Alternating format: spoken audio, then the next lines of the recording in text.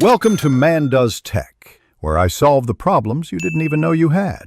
You begin by loading the highest quality file you have and setting the session to the original sample rate so nothing shifts. First actionable step, find a silent stretch with only the unwanted noise and capture a 1-3-second noise profile. This trains the reducer.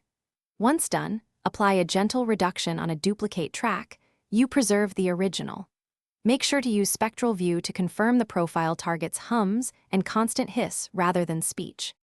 Next, you address complex residues by combining targeted EQ and dynamic processing. Use narrow notch filters to cut specific hum frequencies and a dynamic EQ to tame sibilants and breaths without dulling tone. Once you set moderate attack and release times, audition in context with the voice. Then apply light compression to smooth level differences.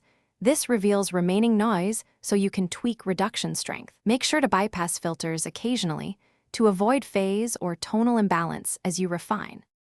For final steps, you render a test mix and listen critically on multiple devices to catch subtle artifacts.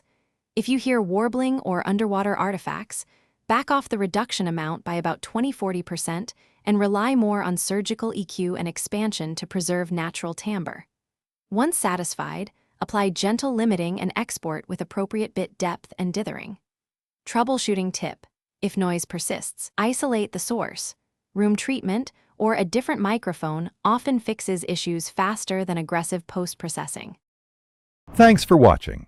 If you found this helpful, don't forget to like and subscribe.